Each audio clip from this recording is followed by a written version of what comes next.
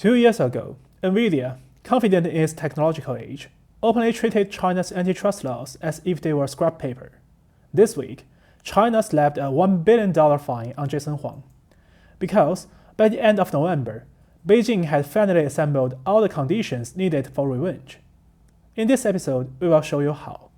I'm Sharil, and welcome to today's topics.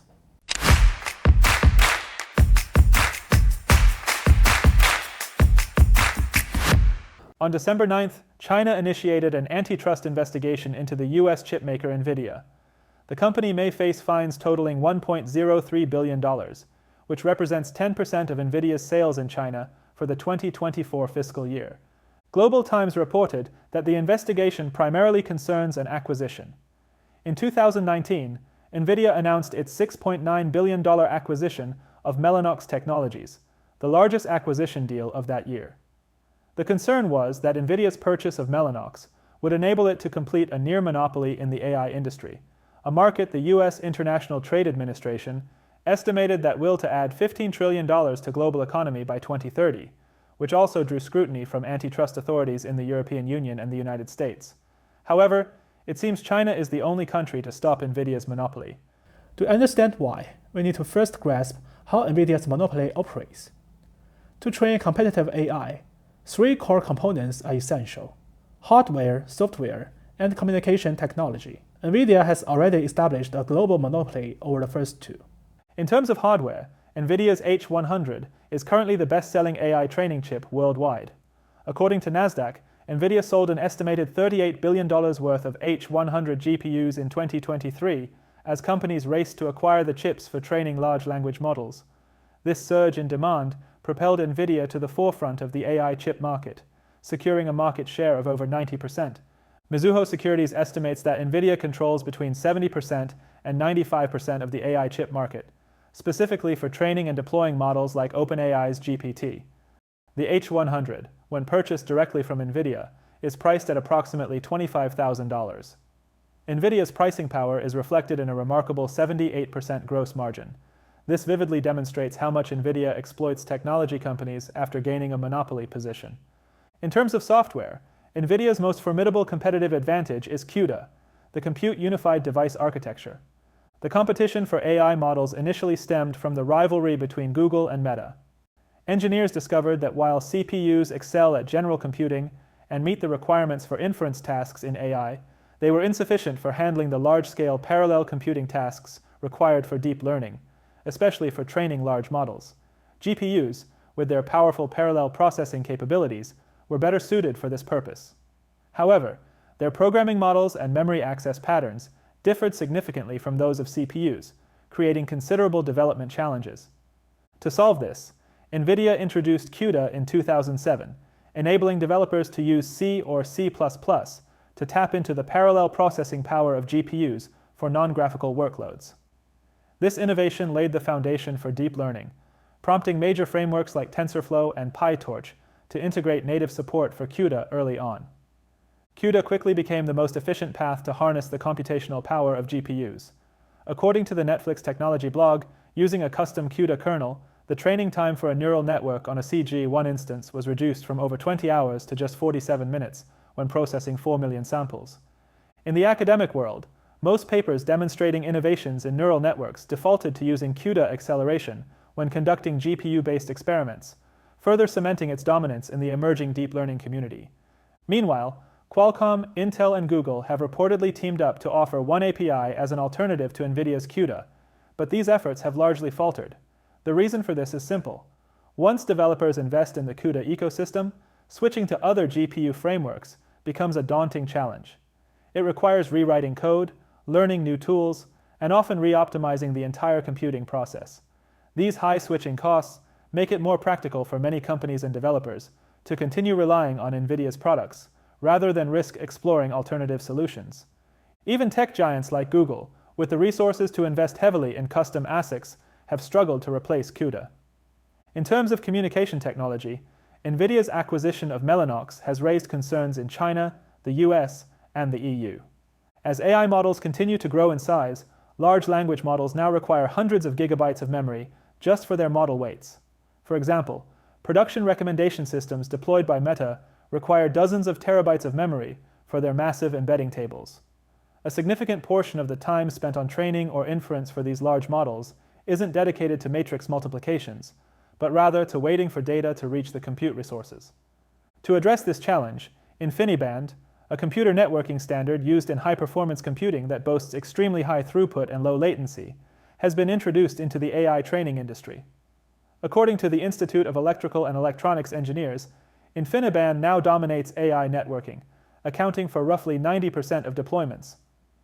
Mellanox has been the leading supplier of InfiniBand technology. As of 2019, Mellanox connected 59% of the top 500 supercomputers, with a year-over-year growth of 12%, showcasing its dominance and continued advancement in InfiniBand technology. By acquiring Mellanox, Nvidia secures the holy trinity of the AI industry: domination in GPU chips, development tools, and communication technologies for distributed computing. This acquisition further strengthens Nvidia's monopoly in AI, creating a snowball effect that makes it increasingly difficult for competitors to break through. When China's Administration for Market Regulation approved Nvidia's acquisition of Mellanox in April 2020, it imposed additional restrictive conditions. These included prohibiting Nvidia from bundling GPUs and networking devices, and from discriminating against customers who purchase these products separately in terms of price, function, and after-sales service. However, in June 2022, Nvidia explicitly stated in the user agreement for CUDA 11.6 that it bans the use of CUDA-based software on third-party GPUs. This effectively forces developers using AMD and Intel chips to switch to Nvidia's GPUs, prompting China to launch an investigation into Nvidia last week for potential violations of antitrust law. By now, many of you may understand why China is investigating Nvidia. However, the question remains, why is China only starting this review now, 2 years after Nvidia broke the antitrust law? This delay can be attributed to three key factors. Firstly, China's chipmakers have finally developed the technology to challenge Nvidia. The Nvidia H100 GPU is manufactured using TSMC's N4 process, which is categorized as a 5-nanometer process by the IEEE International Roadmap for Devices and Systems. While ASML is only allowed to sell DUV machines to China, primarily used for producing 7-nanometer chips. According to Bloomberg, Cy Carrier, a Chinese chip-making equipment developer collaborating with Huawei, secured a patent in late 2023 involving self-aligned quadruple patterning. This breakthrough allows for certain technical achievements akin to those seen in 5-nanometer chip production. Business Korea argued in May that chips made using such techniques would cost 4 times as much as those produced with EUV lithography. Huawei's actions appear to bust this claim. On November 26th, Huawei launched its Mate 70 Pro, with the 1TB version priced at 7,999 Chinese yuan, the same price as the Mate 60 Pro with similar specifications released the previous year. On December 9th, Huawei's executive director, Yu Chengdong, publicly announced that the chips in the Mate 70 series are 100% made in China. TechNode reported that the Huawei Mate 70 Pro's CPU, the Kirin 9020, outperforms Qualcomm's Snapdragon 8 Plus Gen 1, which was released in 2022 and manufactured using TSMC's N4 process. According to insiders, while the Kirin 9020 chip may still uses a 7-nanometer transistor process, its advanced packaging technology has greatly enhanced computing efficiency.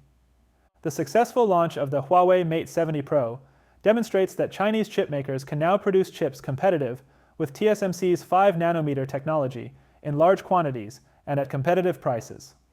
This achievement also positions them to extend their expertise to GPUs, provided they adapt their designs to meet the specific requirements of each processor type. This advancement suggests that Chinese chipmakers are nearing the capability to produce GPUs with hardware performance comparable to Nvidia's H100. Moreover, the Financial Times reports that China's biggest chipmaker, SMIC, has put together new semiconductor production lines in Shanghai, aiming to produce 5-nanometer chips. The move would show China's semiconductor industry is still making gradual progress, despite US export controls.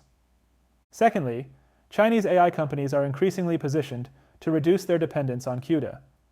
American companies like Google and Meta remain heavily reliant on CUDA because it offers the best acceleration performance for Nvidia's H100, which dominates the AI hardware market. However, the CHIPS and Science Act, signed by Biden, prohibited Nvidia from exporting H100 to Chinese companies after 2022. This restriction has forced Chinese technology giants such as Baidu and Tencent to explore alternatives, including AMD and domestically developed GPU chips, effectively reducing their reliance on Nvidia's CUDA ecosystem. In addition, More Threads, a Chinese GPU design company, launched its More Threads Unified System Architecture, MUSA, on November 5th. The MUSA architecture, a serious challenger to CUDA, provides a high-performance, flexible, and highly compatible computing platform that supports various parallel computing tasks, including AI computation, graphics rendering, multimedia applications, and physical simulation. The company also provides a wealth of development tools and libraries, such as MUSA SDK, AI acceleration libraries, communication libraries, etc., to help developers better develop and optimize applications. Moreover, MUSA is compatible with CUDA's software stack interface, significantly easing the process of porting applications and lowering the cost for enterprises to move away from Nvidia products. Thirdly, InfiniBand technology is becoming outdated compared to Chinese Ethernet advancements.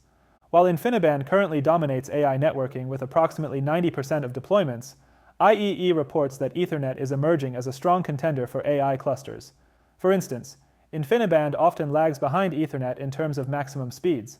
Nvidia's latest quantum InfiniBand switch reaches 51.2 terabits per second with 400 gigabits per second ports, whereas Ethernet achieved 51.2 terabits per second nearly 2 years ago and now supports port speeds of up to 800 gigabits per second. One challenge for Ethernet adoption has been its inability to handle the massive workloads of AI training and other high-performance computing applications. The high traffic levels in data centers can lead to bottlenecks, causing latency issues that make it unsuitable for these tasks. However, on September 27th, during the 2024 China Computational Power Conference, China's state-owned telecommunication company, China Mobile, and its 50 other partners introduced Global Scheduling Ethernet, a new networking protocol designed to handle large data volumes and provide high-speed transfers tailored to AI and other HPC workloads. Since Nvidia's acquisition of Mellanox in 2019, there are no longer independent suppliers of InfiniBand products. In contrast, Ethernet has a diverse range of suppliers worldwide. If China Mobile successfully promotes Ethernet technology as a replacement for InfiniBand in AI applications, it could provide AI companies globally with access to local suppliers, potentially reducing costs. China is not the only country challenging Nvidia's monopoly. However, due to US sanctions, China's own technological advancements, and a vast domestic market, China has emerged as one of the few countries with significant independence and competitiveness in hardware, software, and communication technology. More importantly, these technology companies are not just owned by the state, they are driven by the ingenuity and efforts of the Chinese people. As of October 2024, China boasts 1.1 billion internet users, accounting for 20% of the world's total online population. When President Biden banned Chinese companies from purchasing the most advanced American chips and algorithms, it was the demand from these 1.1 billion users, who engage in activities such as watching short videos, gaming, and shopping online, that empowered Chinese tech companies to pursue self-reliance. According to official Chinese statistics, in 2023, the market size of China's digital economy reached 53.9 trillion yuan. Europe and the global south undoubtedly have minds as brilliant as China's. However, with Google and Meta leaving little room for competitors to emerge in these regions, they can never rely on the support of European and global south users to get rid of Nvidia's dominance. The free market is great, but if you only support it when it suits your needs, it might not work as it should. That's all for today. Thank you for watching this episode of Topics. If you have any thoughts, please drop a comment below. We're looking forward to hearing from you. See you next time.